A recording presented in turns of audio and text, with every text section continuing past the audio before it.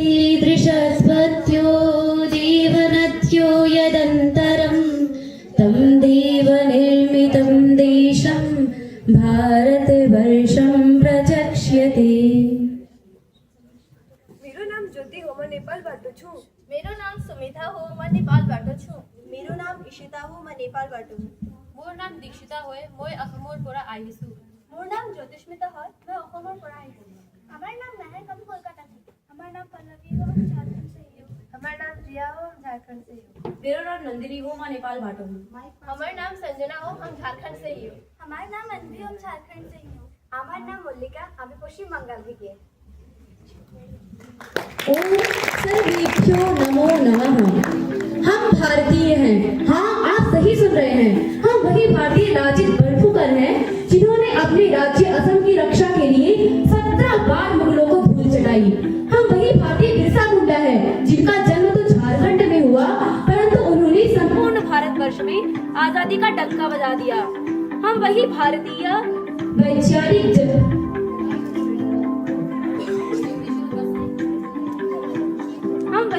वैज्ञानिक जगदीश। ओम सर्वेभ्यो नमो नमः। हम भारतीय हैं। हाँ, आप सही सुन रहे हैं। हम वही लाजित बड़फुकर भारतीय हैं जिन्होंने अपने राज्य असम की रक्षा के लिए 17 बार मुगलों को धूल चटाई। हम वही भारतीय बिरसा मुंडा हैं जिनका जन्म तो झारखंड में हुआ, परंतु उन्होंने संपूर्ण भारतवर्ष में आजादी का डंका बजा दिया। हम वही भारतीय वैज्ञानिक जगदीश चंद्र बसु हैं जिन्होंने संपूर्ण विश्व भर में सर्वप्रथम विद्युत चुंबकीय तरंगों के वायरलेस ट्रांसमिशन का सार्वजनिक प्रदर्शन किया। हम वही भारतीय सुभाष चंद्र बोस हैं जिनका नाम मात्र सुनने से प्रत्येक भारतीय के उनमें तुम मुझे फूंको मैं तुम्हें आजादी दूंगा के नारे का उद्घोष होने लगता है। तो आइए ऐसे ही गौरवशाली व स्वर्णिम भारत की विरासत व विकास का दिव्य दर्शन भारत के मुख्य 3 राज्यों असम, पश्चिम बंगाल, झारखंड एवं एक अन्य देश नेपाल के माध्यम से करते हैं।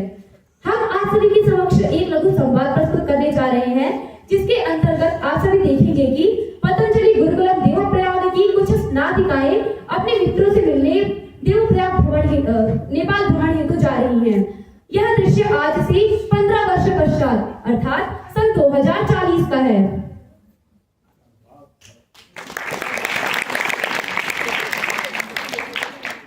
क्या आप सभी को भी कोई आवाज सुनाई दी? ओहो, तो लगता है नेपाल में अतिथि पधार चुके हैं। तो देर किस बात की, चलिए देखते हैं इनका स्वागत नेपाल वासियों के द्वारा।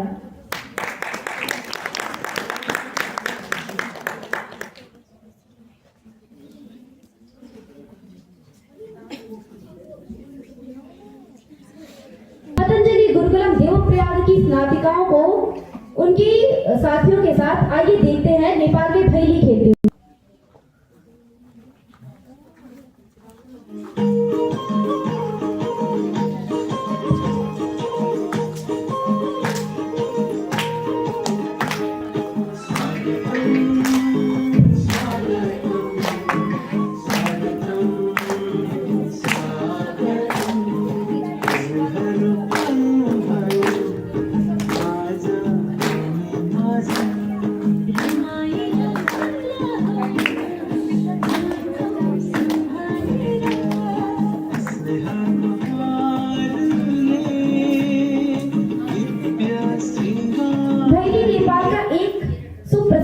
है जो प्रत्येक नेपाल वासियों द्वारा दीपावली महोत्सव के अवसर पर बड़ी ही प्रसन्नता एवं हर्षातिरेक से खेला जाता है। इसकी सदियों से यह परंपरा चली आई है कि इसमें कोई भी एक छोटी बालिका किसी गृहिणी को तिलक करके उनका पाद स्पर्श करती है तथा अंत में भिक्षा याचना करती है। आप लोगों को भैली की हार्दिक शुभकामनाएं और मुझे लगता है कि आप लोग को नेपाल भ्रमण में बहुत ही आनंद आएगा। परंतु सर्वप्रथम मुझे लगता है कि मुझे अपने साथियों का परिचय दे देना चाहिए। तो सुनिए, ये है हमारी बहन अनवी जी जो झारखंड से हैं। उनके समीप है हमारी बहन महक जी जो वेस्ट बंगाल से हैं तथा उनके पास में हमारी बहन पल्लवी जी जो झारखंड की निवासी हैं। बहनों, हम नेपाल में भ्रमण हेतु तो आए हैं, पर हमें तो यहाँ के ऐतिहासिक, भौगोलिक और सांस्कृतिक विरासतों के बारे में पता ही नहीं है।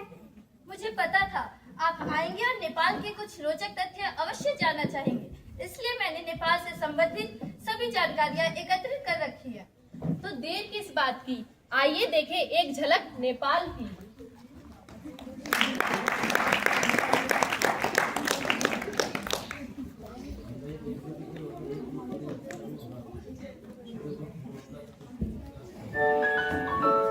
स्वागत है हमारो नेपाल में। नेपाल दक्षिण एशियाई अवस्थित एक खूबसूरत राष्ट्र है। इसके उत्तर में चीन का स्वायत्त शासित प्रदेश तिब्बत है तथा इसके दक्षिण, पश्चिम एवं पूर्व में भारत अवस्थित है। सन 2007 से पूर्व नेपाल में राजतंत्र चलता था, परंतु जनता की कुछ मांगों के कारण सन 2008 में राजतंत्र को समाप्त करके लोकतंत्र की स्थापना कर दी गई एवं तब से हमारे राष्ट्र का नाम नेपाल संघीय लोकतांत्रिक गणराज्य के रूप में माना जाने लगा। जैसा कि आप जानते हैं कि सन 2008 में नेपाल में एक नया लोकतंत्र स्थापित हुआ। नेपाल में अन्य देशों की तरह राज्यों का वितरण नहीं है, अभी तो यहाँ पे 7 तहसीलों में नेपाल का वितरण है और हम नेपाली जिसे आंचल से संबोधित करते हैं। हमारा राष्ट्र एक लोकतांत्रिक राष्ट्र है जिसका एक अपना संविधान है और हमारा राष्ट्रीय वाक्य है जननी जन्मभूमिश्च स्वर्गादपि गरीयसी। और तो और यदि मैं अपने राष्ट्रीय प्रतीकों के बारे में कहूँ तो ये है हमारे राष्ट्रीय प्रतीक, जिनमें से सर्वाधिक पूर्व है हमारा राष्ट्रीय चिन्ह जिसमें स्पष्टतापूर्वक हमारा ध्येय वाक्य लिखा है। और तो ये हमारा राष्ट्रीय ध्वज है जिसकी विशेष आकृति के कारण ये पूर्ण विश्व में प्रसिद्ध है। और ये हमारा राष्ट्रीय पशु गाय, ये हमारा राष्ट्रीय पक्षी डाके, राष्ट्रीय शस्त्र खुखरी, राष्ट्रीय पुष्प रोडोडेंड्रन और हमारा राष्ट्रीय वाद्य यंत्र है मादल।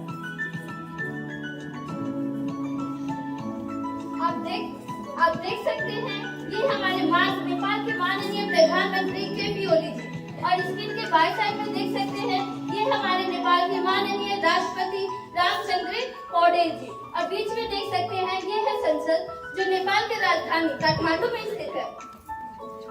इशिता जी, हमें तो नेपाल का ऐतिहासिक विवरण बहुत ही अच्छा लगा, पर हमें इसके व्यंजनों के बारे में भी तो कुछ बताओ। ठीक है, यदि आपको व्यंजनों के विषय में जानना है तो सुनिए। ये है हमारा प्रिय आहार सेल रोटी, दाल भात, योमानी, चटपटे, आलू का अचार एवं मोमोज। वही आलू का अचार जो आपने अगली बार जो सुनाया था? हाँ, वही आलू का अचार।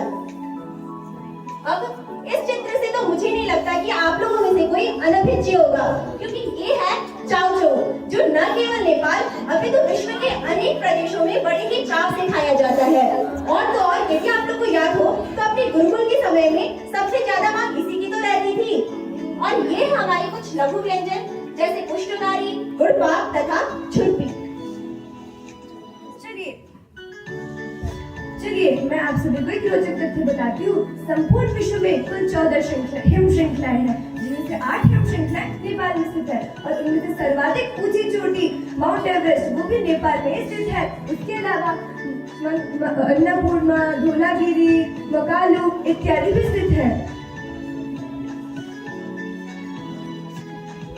अरे ये तो गोरखा रेजिमेंट है ना? हाँ, ये गोरखा रेजिमेंट है।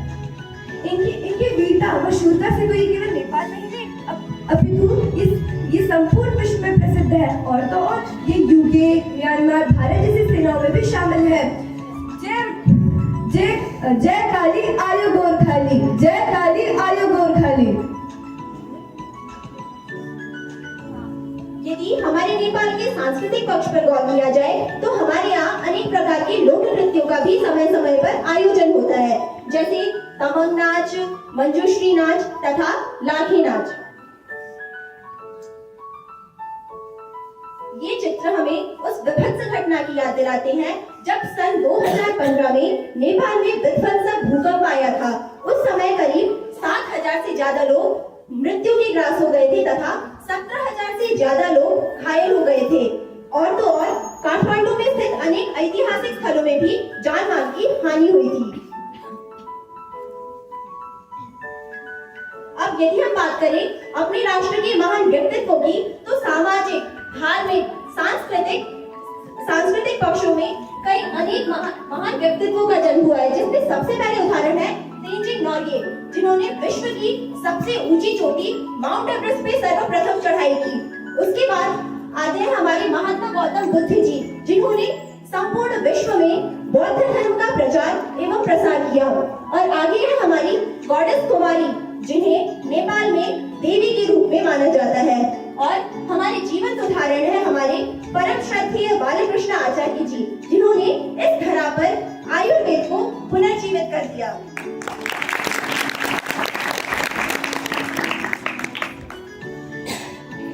चलिए अब मैं अपने नेपाल में बहने वाली नदियों से परिचित कराती हूँ। गंडकी, कोशी, कर्णाली, मेची, महाकाली।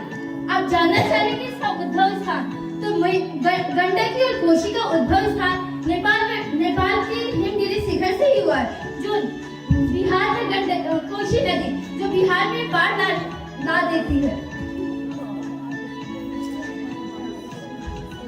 अब ऐसा है, हमारे देश में बहुत सारे ऐसे पर्यटक स्थल भी है, जैसे पोखरा जो प्राकृतिक दृश्यों के लिए विश्व प्रसिद्ध है।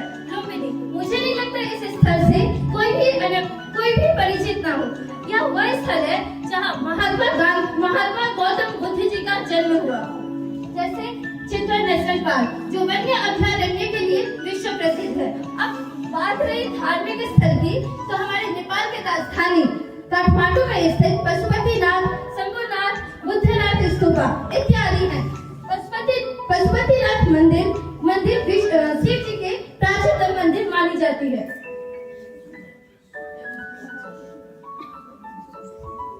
तो ये था हमारा नेपाल। अब आप सभी ने तो ये निर्णय ले ही लिया होगा कि अब आप लोग भ्रमण के लिए कहाँ जाएंगे। हाँ, मैंने तो सोच ही लिया है कि मैं पोखरा ही जाऊंगी सबसे पहले घूमने के लिए। अरे मल्लिका जी, खुशी की बात बताओ, पता है इस बार मेरे परिवार ने बंगाल भ्रमण का निश्चय किया है। और यदि आप मुझे उसके ऐतिहासिक एवं सांस्कृतिक तथ्यों से पहले ही अवगत करा देती हैं, तो मुझे लगता है कि हमारा भ्रमण और भी आनंददायक हो जाएगा। अवश्य, क्यों नहीं, हम बताएंगे अपने इतिहास को।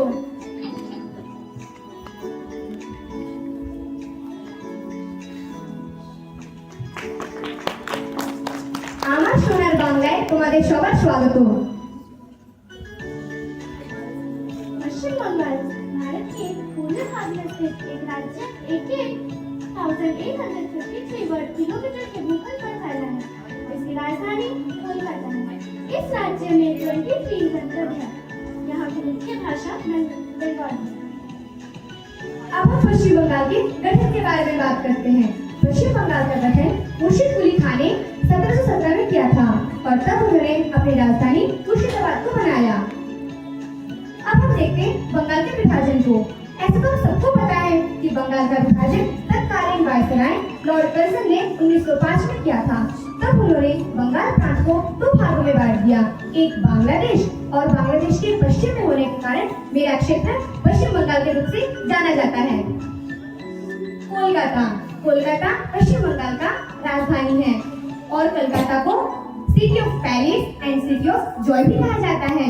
और आपको एक बहुत आनंदास्पद बात बताऊं? 1911 से पहले कोलकाता ही भारत का राजधानी हुआ करता था।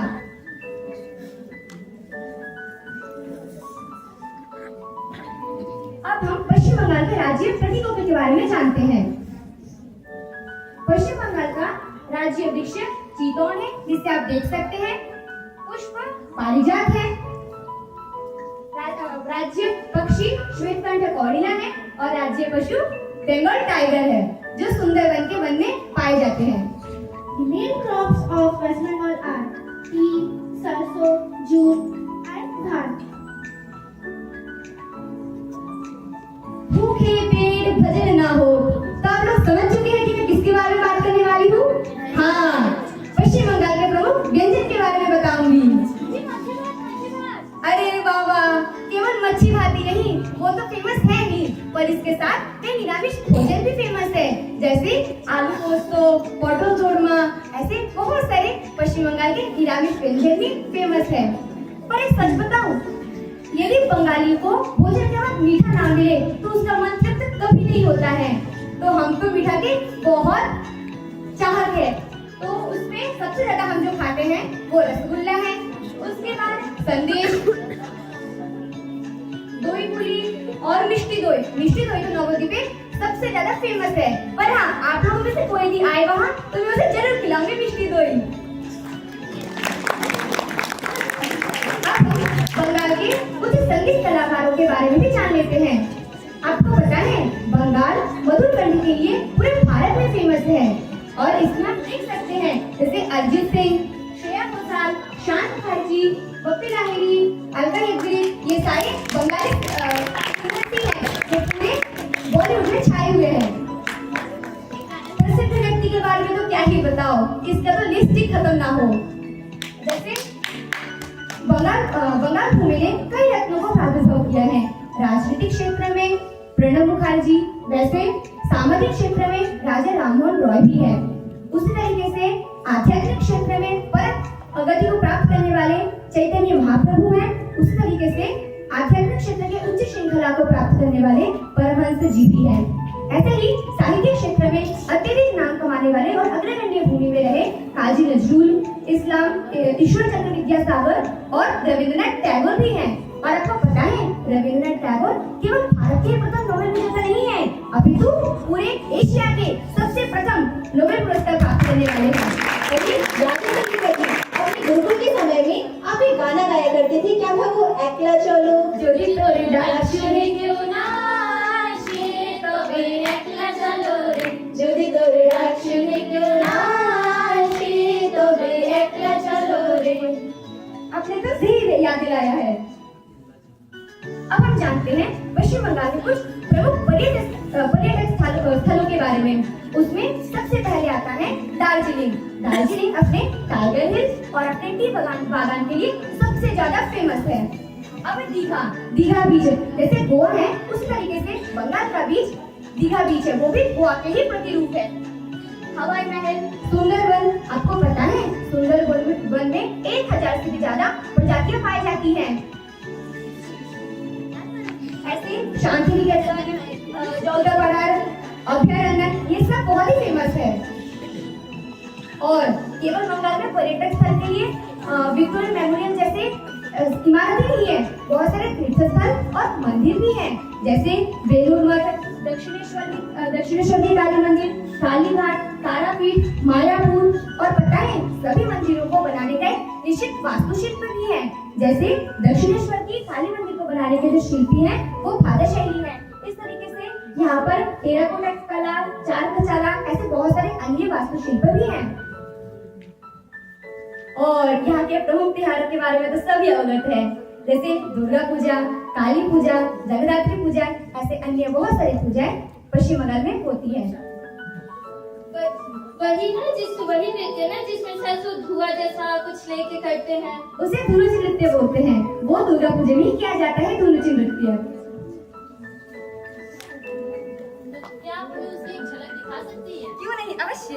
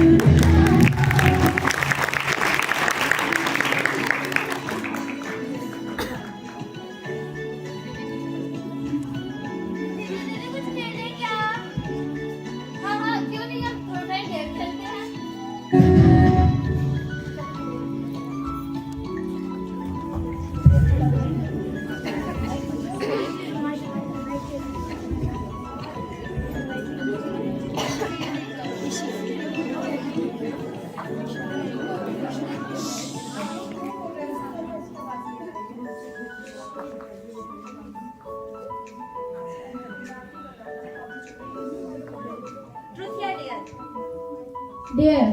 अच्छा देयर, तो आपको दिखाना पड़ेगा अपना स्टेट डांस, वो भी पूरी जनता के सामने। अवश्य ही, मैं अपने झारखंड की लोक नृत्य की प्रस्तुति अपने समूह के साथ करूंगी।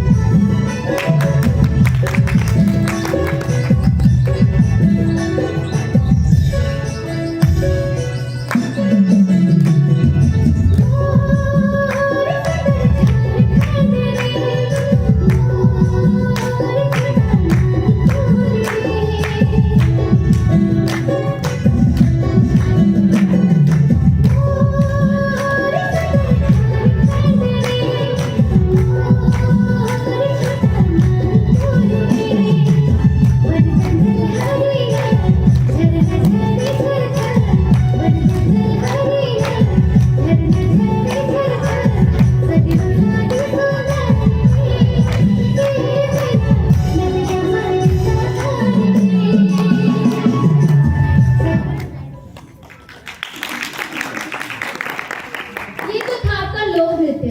क्या आप अपने राज्य का स्वर्णिम विरासत जानते हैं? जी हाँ, बिल्कुल। भारत के खंड खंड से अवगत कराते हैं। आइए हम आपको अपना झारखंड घुमाते हैं।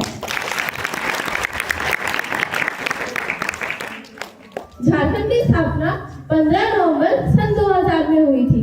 झारखंड 2 शब्दों से मिलकर बना है। झारखंड, झार अर्थात जंगल, खंड अर्थात स्थान, ऐसा स्थान जो जंगलों से परिपूर्ण हो। झारखंड के नाम से पहले इसे वनांचल के नाम से भी जाना जाता था और जंगलों की इतनी अत्यधिक स्थिति के कारण इसे लैंड ऑफ फॉरेस्ट भी कहा जाता है। झारखंड भारत के पूर्वोत्तर में स्थित है। यह पहले बिहार का ही दक्षिण भाग था, जो सन 2000 में एक स्वतंत्र राज्य के रूप में गठित किया गया। झारखंड का कुल क्षेत्रफल 79,714 किलोमीटर है, जिसमें कुल 24 जिले हैं व 45 उपमंडल। झारखंड का राजकीय पशु हाथी, पक्षी कोयल, फूल पलाश, वृक्ष साग तथा फल कटहल है। चलिए अब बताते हैं आपको कि झारखंड किस लिए प्रसिद्ध है। क्या आपको पता भी है, संपूर्ण भारत में 65% ऑफ मिनरल्स सोर्सेज झारखंड से ही एक्सपोर्ट किए जाते हैं। Because of highest production of coal, it is known as state of black diamond. Moreover, Jamshedpur in Jharkhand is known as the steel city of India.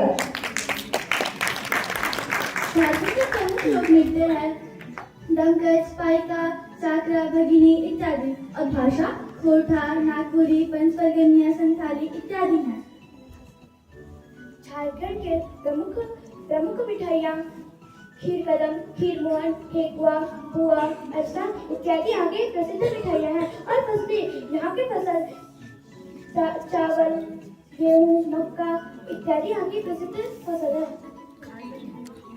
Jharkhand के प्रमुख त्योहार छठ पूजा, कर्मा पूजा, सोहराई इत्यादि। झारखंड के प्रमुख पर्यटक स्थल Patratu valley, jubilee park, Jonha fall, Lodh fall और नेत्रघाट, जहाँ झारखंड में सर्वप्रथम सूर्योदय एवं सूर्यास्त होता है। झारखंड का प्रमुख भोजन है जिसके छोले, नमकीन पीठे इत्यादि। केवल भौगोलिक स्थिति के कारण ही नहीं, आध्यात्मिक रूप से भी झारखंड पूरे भारत में सुप्रसिद्ध है। 12 ज्योतिर्लिंगों में से एक ज्योतिर्लिंग बाबा वैद्यनाथ धाम भी झारखंड में स्थित है। 51 शक्तिपीठों में से एक रजरप्पा मंदिर भी झारखंड में स्थित है और जैन धर्म के प्रमुख तीर्थ स्थल पारसनाथ मंदिर वो भी झारखंड के गिरिडीह जिले में स्थित है, जहाँ से मैं हूँ। चौबीस तीर्थांकरों में से 20 तीर्थांकरों ने यहीं पे मोक्ष की प्राप्ति की थी और जो 23वें तीर्थांकर भगवान पारसनाथ, उनके नाम पे ही इस मंदिर का नामकरण हुआ है। झारखंड के प्रमुख आदर्श व्यक्तित्व दीपिका कुमारी, जिन्हें कॉमनवेल्थ गेमों में स्वर्ण पदक प्राप्त है, जो एक ओलंपिक आर्चर भी है। सलीमा टेटे, जो एक हॉकी प्लेयर है, जिन्हें अर्जुन पुरस्कार से भी सम्मानित किया गया है। I answer you. Arjun Puraskar is given for outstanding performance in sports and games. And you know, Arjun Puraskar is the second highest sporting honor. Lakshmi नगारा, जो प्रथम आदिवासी महिला है जिन्होंने ट्रेन चलाया। और तो और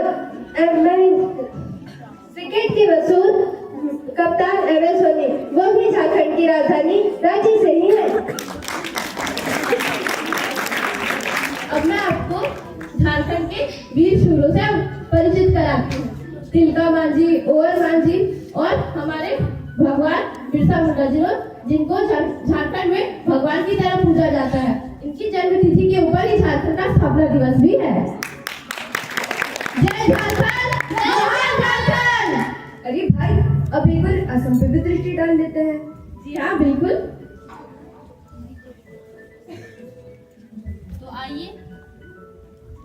तो आइए अब जानते हैं असम के बारे में।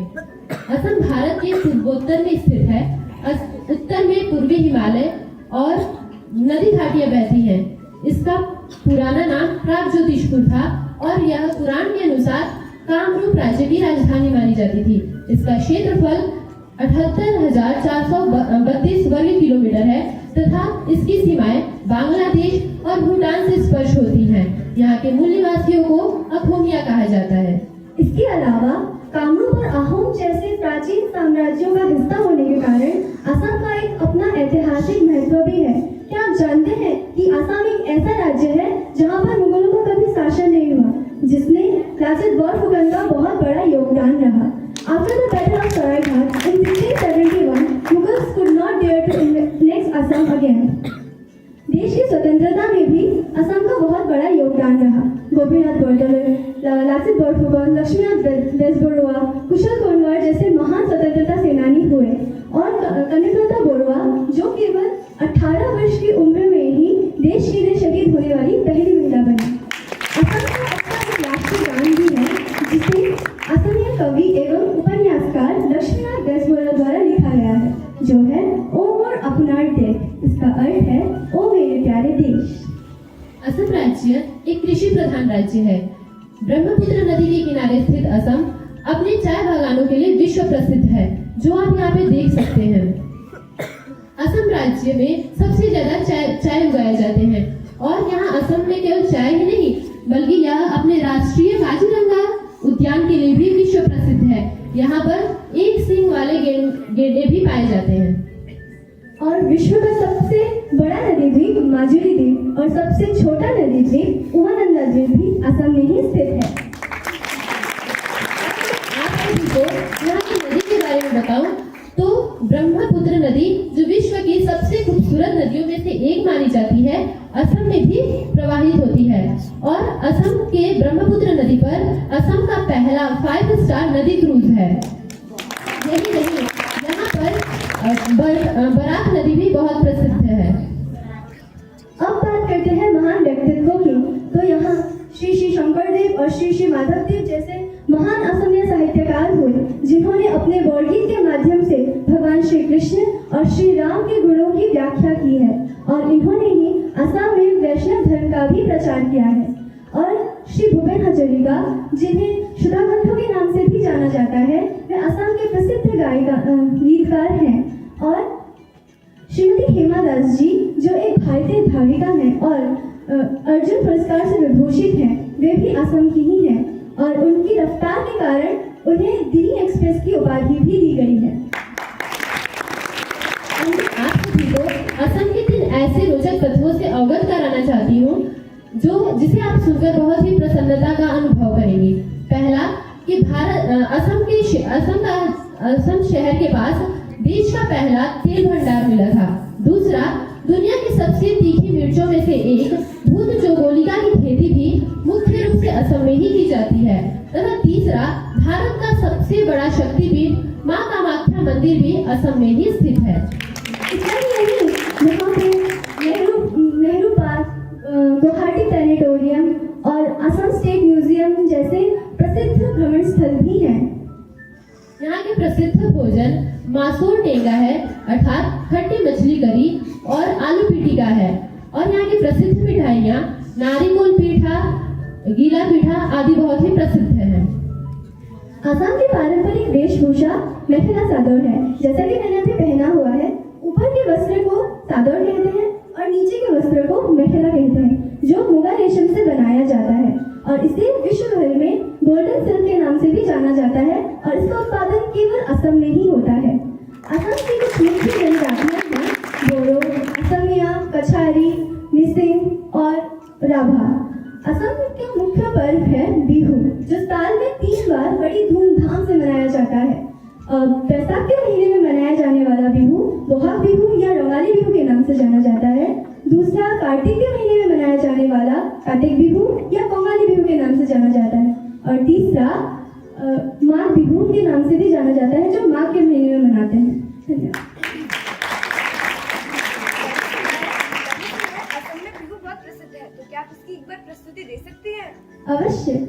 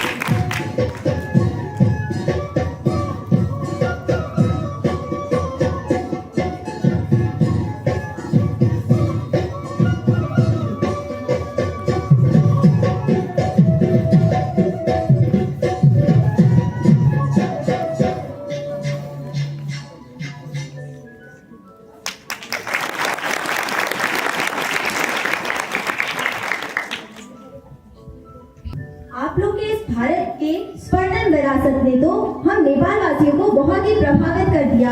और तो और हमने निश्चय किया है कि अगले साल हम न केवल बंगाल भ्रमण करेंगे, अपितु हम असम के कामाख्या मंदिर और झारखंड के प्रसिद्ध वैद्यनाथ धाम का के भी दर्शन करेंगे।